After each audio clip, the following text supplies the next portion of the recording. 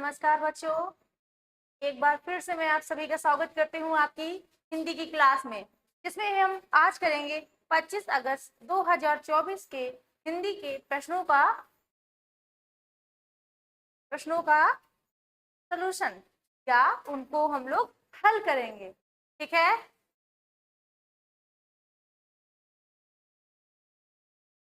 चलिए फिर आ जाइए सब लोग, स्टार्ट करें।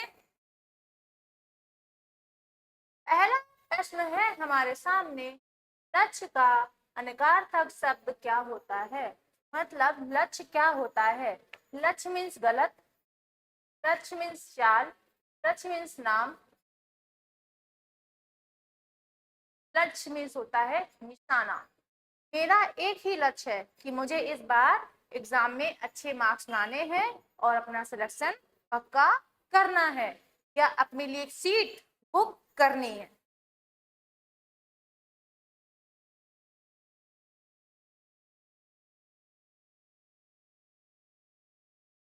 नागर का पर्यायवाची शब्द क्या है।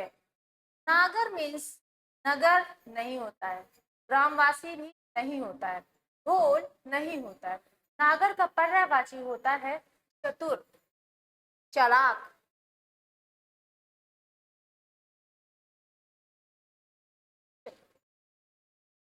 माला फेरत जुग भया, फिरना मन फिरा फिरा न मन का फेर, कर का मन का डारी दे, मन का मन का फेर। इस दोहा में कौन सा अलंकार है। इस दोहे में कौन सा अलंकार है। देखिए, ऐसा कोई आपको शब्द दिख रहा है जो दो बार आया हो। मन का और मन का, जब एक ही शब्द दो बार आए और उसका अर्थ अलग अलग हो, उसे हम लोग यमक अलंकार कहते हैं। उसे हम लोग क्या कहते हैं, यमक अलंकार कहते हैं।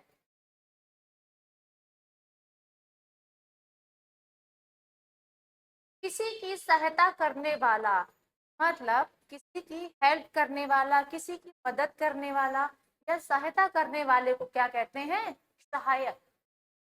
अगर आप किसी की सहायता करते हैं तो आप कौन है, सहायक।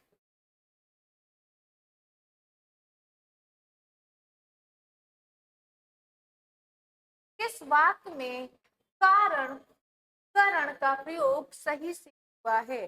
करण कारक का प्रयोग सही से हुआ है। करण कारक का मतलब होता है से या लिए। से या लिए भी, तो इसका क्या हो जाएगा, सुरेश मीना के लिए खाना लाया। इसमें कहीं से है, नहीं है। उसको पढ़ना चाहिए, ये भी नहीं है। साधुओं की संगति से बुद्धि धरती है। साधुओं की संगति से बुद्धि सुधरती है। ऑप्शन नंबर सी।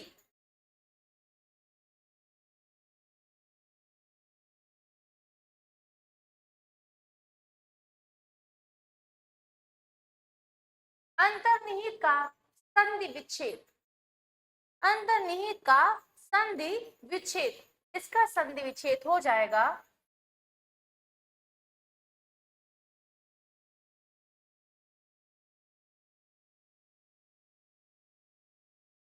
निहित।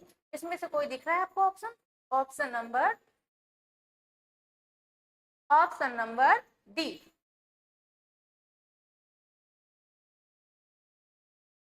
हिंदी साहित्य अकेडमी पुरस्कार की ओर से प्रत्येक साल, प्रत्येक वर्ष एक सलाका सम्मान पुरस्कार दिया जाता है। हिंदी की एक सलाका पुरस्कार हिंदी में दिया जाता है, वह कौन देता है या किस क्षेत्र में दिया जाता है, किस क्षेत्र में दिया जाता है। खेलकूद में आपने कभी देखा है या सुना है कि खेलकूद में सलाह का सम्मान पुरस्कार दिया गया है। हिंदी साहित्य अकेडमी, नाम से ही पता चल रहा है कि जो हिंदी के वर्ड या शिक्षा से जो जुड़ा होगा उस पर ही दिया जाएगा। मतलब हिंदी को नई दिशा प्रदान करने के लिए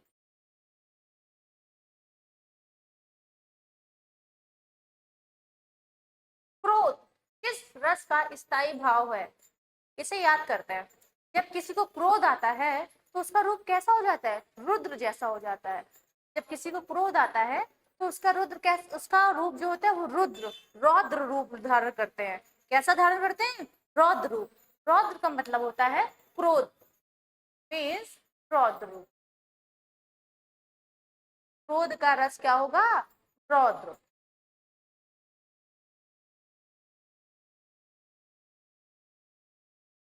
हिंदी में मैं का बहुवचन, मैं का बहुवचन क्या होगा? हम लोग या हम दोनों? हम सब? नहीं, हम। हिंदी में मैं का बहुवचन होता है हम।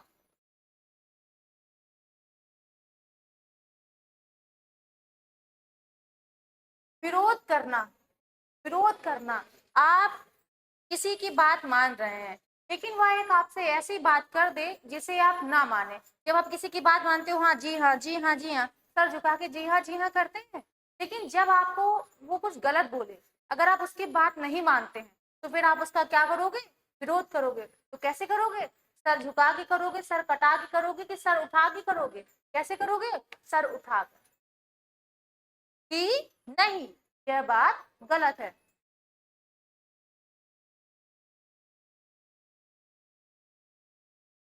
स्रोत और स्रोत का सही विकल्प चुनिए। देखिए, स्रोत का मतलब होता है उद्गम। स्रोत का मतलब होता है उद्गम और स्रोत का मतलब होता है स्तुति। स्रोत का मतलब क्या होता है? स्तुति। अली और अली, इसमें छोटी की मात्रा है, यहाँ पे बड़ी की मात्रा है। सिर्फ इतना ही फर्क है कि यहाँ पे छोटी की मात्रा है और यहाँ पे बड़ी की मात्रा है। इसमें से कौन सा अर्थ सही है? अली मीन्स होता है भौरा। अली मीन्स भौरा और अली मीन्स सखी। सखी चलो भौरे में चले।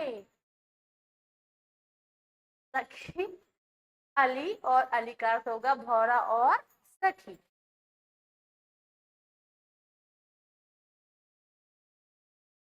पुस्तक पढ़ी जाती है में कौन सा वाक्य है? पुस्तक क्या की जा रही है? पढ़ी जा रही है, मीन्स कर्म। किसके द्वारा की जा रही है? पुस्तक पढ़ी जा रही है।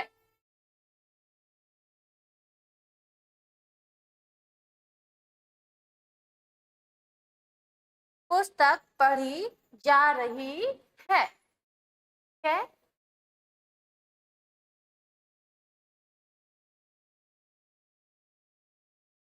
निम्नलिखित में से कौन सा शब्द तत्सम नहीं है?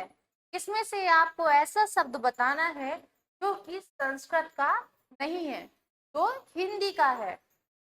क्षमा, मुझे क्षमा कर दीजिए, मुझे माफ कर दीजिए। क्षमा एक संस्कृत शब्द है। नख भी एक संस्कृत शब्द है। नेह, नेह का होता है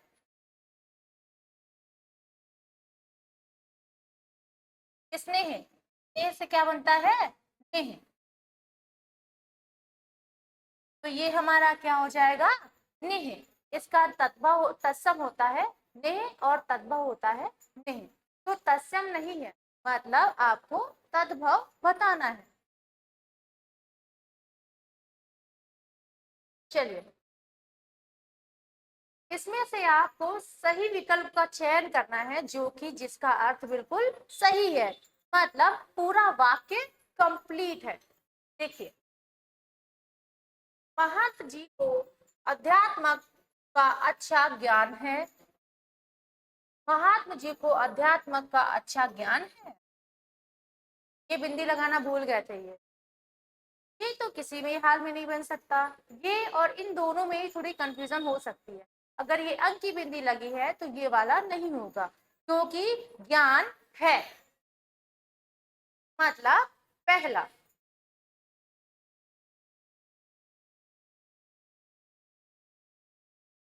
निम्नलिखित में से शुद्ध वाक्य का चयन करिए। इसमें भी आपको शुद्ध वाक्य बताना है जो पूरी तरीके से सही हो। बादशाह ने मुख्तस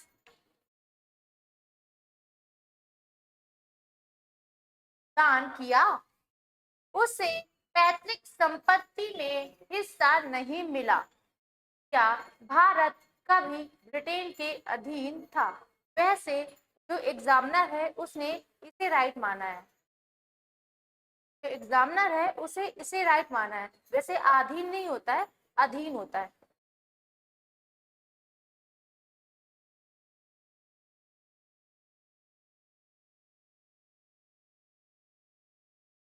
एग्जामिनर है उसे इसे राइट मानना है, तो हम लोगों को भी किसे राइट मानना पड़ेगा?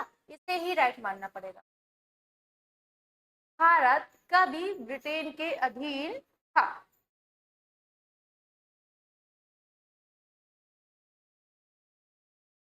गमही शब्द क्या है? गमही शब्द क्या है? तत्सम है, तद्भव है, देशज है, विदेशज है। गमही क्या एक तद्भव शब्द है? यह एक तद्भव शब्द है।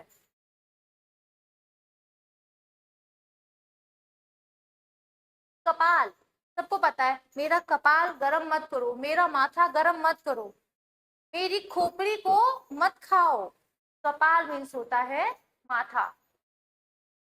कपाल मीन्स क्या होता है? माथा।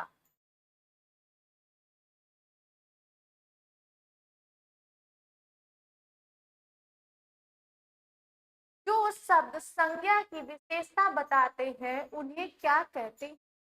जो शब्द संज्ञा की विशेषता बताते हैं उनको क्या कहते हैं? उनको विशेषण कहते हैं। जो शब्द संज्ञा की विशेषता बताते हैं उन्हें क्या कहते हैं? उन्हें विशेषण कहते हैं।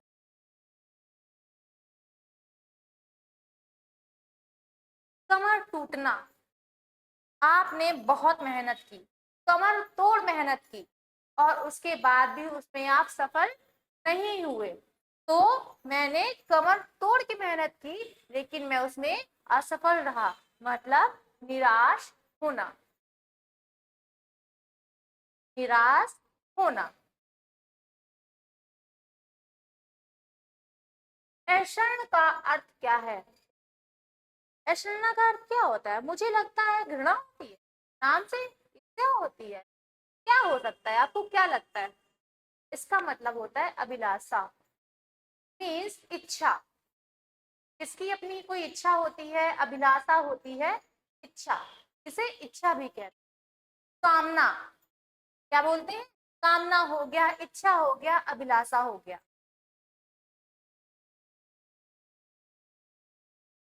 विद्वान का स्त्रीलिंग बताइए। मैंने आपको पुल्लिंग और स्त्रीलिंग मैंने अभी अपनी अपनी क्लास में बताया है। विद्वान का स्त्रीलिंग क्या होगा? विद्वान, ज्ञानी, होशियार। होशियार तो आदमी होता है, बहुत ही होशियार हो। ज्ञानी, महापुरुष, ज्ञानी। विद्वान, विद्वान तो लोग होते हैं, विद्वान तो लोग होते हैं, जिसका क्या हो जाएगा? विद्वान का विदुषी।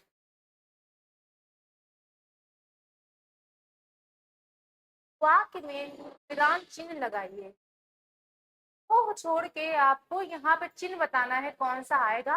बहुत कठिन समय आया। ओह, बहुत कठिन समय आया। विस्मानी बोधक। कौन सा चिन्ह लगेगा? विस्मानी बोधक। जैसे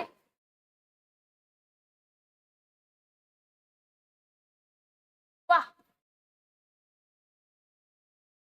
हाय।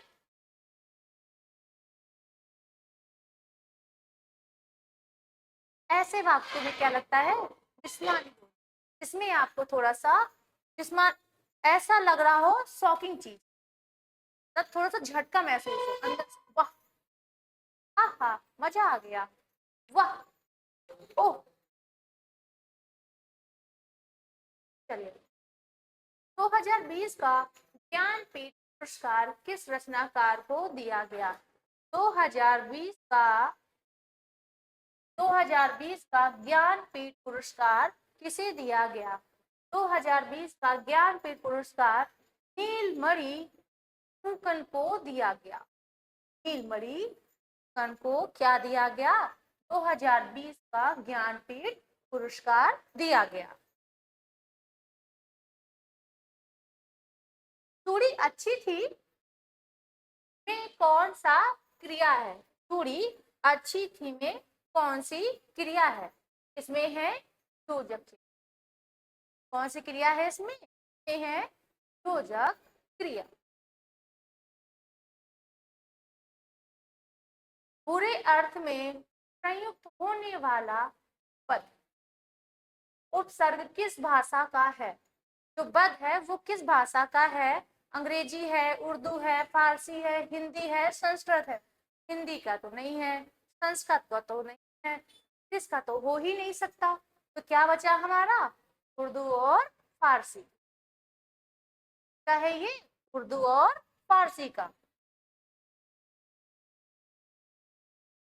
आत्मनिर्भरता निबंध के रचनाकार कौन है?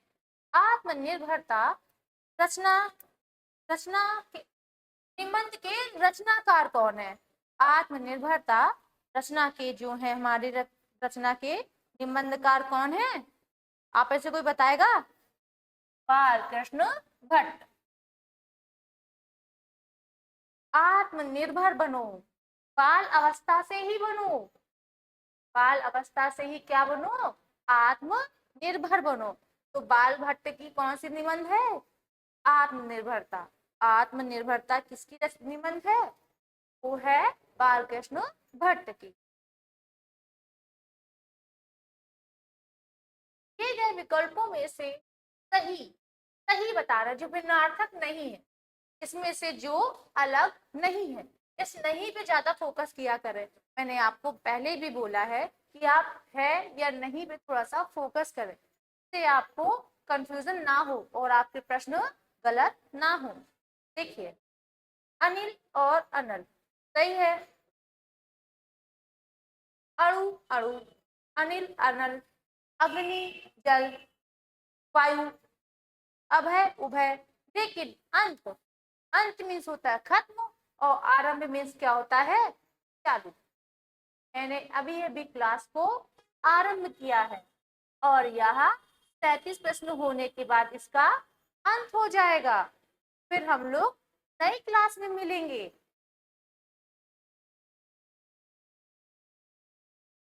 निम्नलिखित वाक्यों में से ध्यानपूर्वक पढ़िए और बताइए कि यह किस समास का उदाहरण है।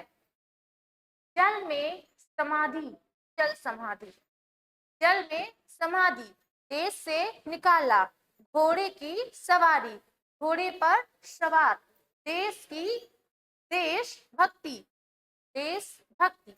ये सब किसका है? तत्पुरुष समास का है ये है हमारा तत्पुरुष समास। बोलने दो चीड़ को किस काव्य की कृति है?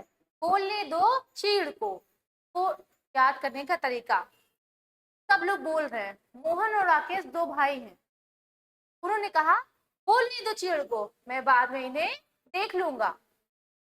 नरेश मेहता, मेहता नरेश और मेहता दो लोग हैं, वो लोग कह रहे हैं बोलने दो चीड़ को, मैं इन्हें बाद में देख लूंगा। ये आपको लर्न कराने के लिए मैंने बताया है।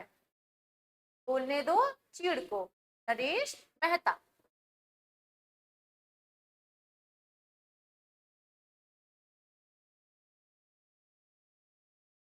द्विज का अनिकार्थ शब्द इनसे कौन सा शब्द नहीं है या नहीं आता है?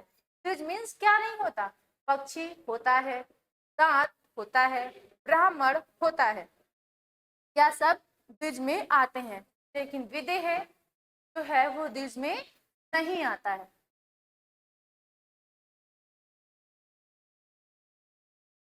व उपसर्ग से बना शब्द कौन सा है? मैंने आपको बताया है, जो प्रत्यय होता है वो पीछे लगता है, उपसर्ग जो होता है वो वर्ड के पहले लगता है। स्टार्टिंग में प्रत्यय, उपसर्ग और लास्ट में प्रत्यय। तो ऐसा कौन सा शब्द है जो बा लगाने पर ही बना है? देखिए, कमल में आ लगा है, बा लगा है, मुझे सिर्फ बा चाहिए। बदनाम, नाम से ये बद लिखा हुआ है, ये भी नहीं हो सकता। औलाद, कैसा? ब औलाद। इसका आंसर नंबर एक, का आंसर नंबर एक। चलिए, अब हमारे सामने पैराग्राफ है जिसे आप पढ़ो और मुझे इसका आंसर आप लोग दो। आप लोग कहाँ से दोगे? कमेंट तो करते नहीं है आप, सिर्फ आप देखते हो मेरी क्लास। व्यूज मुझे दिखते हैं कि कितने बच्चों ने देखा है, लेकिन कोई कमेंट नहीं करता, कोई लाइक नहीं करता, सब्सक्राइब नहीं करते। आप हमारे साथ जुड़िए, हमारे चैनल को सब्सक्राइब कीजिए और आपकी जो भी समस्या है उसे सुनी जाएगी और उसका निवारण भी यहीं पे किया जाएगा। इसलिए हमारे चैनल को लाइक करिए, वीडियोस को लाइक करिए, कमेंट करिए। जो आपको नहीं समझ में आया है या जो समझ में अच्छे से आया है आप मुझे बताइए। आप मुझे बताएंगे तो मैं उस गलती जो होगी उस पर सुधार किया जाएगा। इसलिए आप मुझे बताइए, ठीक है? आप लोग व्यूज देते हैं लेकिन लाइक नहीं करते। चैनल मेरी क्लास को लाइक करिए और मुझे बताइए कि मैम कैसी है क्लास। आप लोग ही मुझे बता सकते हैं। चलिए, राजभाषा का अर्थ राजा या राज्य की भाषा है। यह भाषा जिसके शासक या शासन का काम होता है। राष्ट्रभाषा वह है जिसका व्यवहार राष्ट्र के सम्मान सम्मान समान जन करते हैं। राजभाषा का क्षेत्र सीमित होता है। राष्ट्रभाषा सारे देश संपर्क भाषा है। राष्ट्रभाषा के साथ जनता का व्यवहार भावात्मक लगाव रहता है, क्योंकि इसके साथ जनसाधारण की संस्कृति परंपराएं जुड़ी रहती हैं। राजभाषा के प्रति वैसा सम्मान हो तो सकता है, लेकिन नहीं भी हो सकता है, क्योंकि वह अपने देश की ही हो सकती है, फिर किसी गैर देश से आए शासक की भी हो सकती है। लोकतांत्रिक व्यवस्था में आज हिंदी राजभाषा के रूप में ही विराजित है। 14 सितंबर 1949 को भारत के संविधान में हिंदी को मान्यता प्रदान की गई है। संविधान की धारा 120, संविधान की एक धारा है 120, उसके अनुसार सदन में कार्य हिंदी या अंग्रेजी में किया जाता है। धारा 210 के अंतर्गत राज्यों के विधानमंडलों में कार्य अपने अपने राज्य की राजभाषा या हिंदी में या अंग्रेजी में किया जाता है। धारा 243 के अनुसार संघ की राजभाषा हिंदी और लिपि देवनागरी होगी। इस भाषा के प्रयास तथा प्रचार के लिए महात्मा गांधी का योगदान रहा है। धारा 244 में राष्ट्रपति को शासकीय कार्य में हिंदी भाषा का प्रयोग करना अधिक करने के लिए कहा गया है। राष्ट्रपति को हमारे जो सांस्कृतिक कार्य हिंदी में है, हिंदी जो भाषा है उसमें राष्ट्रपति को कार्य करने के लिए कहा गया है। ये हमारा है पैराग्राफ। अब आपको देने हैं इसके आंसर, जिसमें से पहला प्रश्न है आपके पास, इस अनुच्छेद में सर में किस भाषा में ज्यादा से ज्यादा जोर देने की बात की गई है? इस जो पैराग्राफ है इसमें सबसे ज्यादा किस भाषा पे जोर देने की बात की गई है? संवैधानिक भाषा पर, भारत की सभी भाषाओं पर, दक्षिण भारत की नहीं, हिंदी की भाषा पे। कौन सी भाषा पे? हिंदी की भाषा पे। इस पैराग्राफ के अनुसार हिंदी की भाषा पे ज्यादा जोर देने की बात की गई है।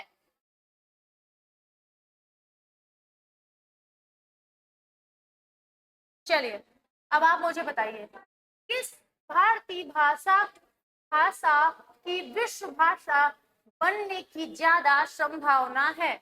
अभी आपने जो पीछे पैराग्राफ पढ़ा था वह ज्यादातर किसमें बात कर रहा था? हिंदी में।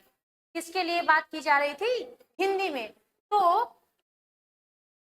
संभावना सबसे ज्यादा किसकी है? हिंदी की है। सबसे ज्यादा संभावना किसकी है? हिंदी की है। ठीक है,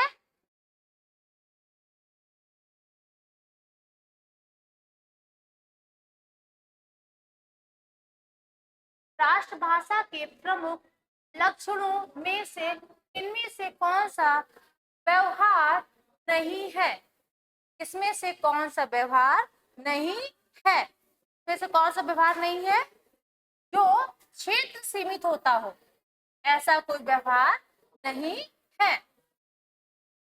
एक क्वेश्चन छूट गया है क्या?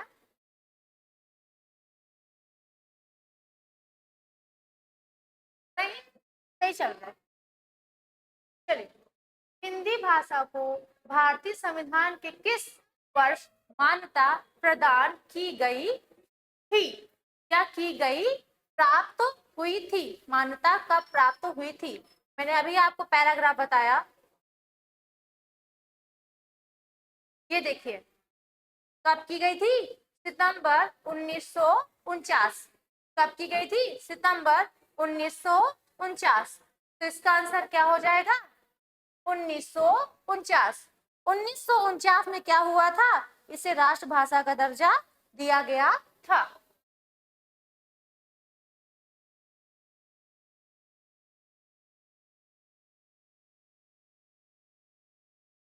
इस अनुच्छेद में निम्नलिखित में से उचित शीर्षक, इसका शीर्षक क्या है? मतलब जो पीछे हम लोगों ने पैराग्राफ पढ़ा है उसमें किसकी बात ज्यादा की जा रही है?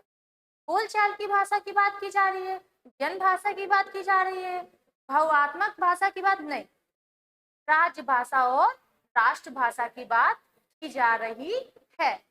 किसकी बात की जा रही है? राजभाषा और राष्ट्रभाषा की बात की जा रही है।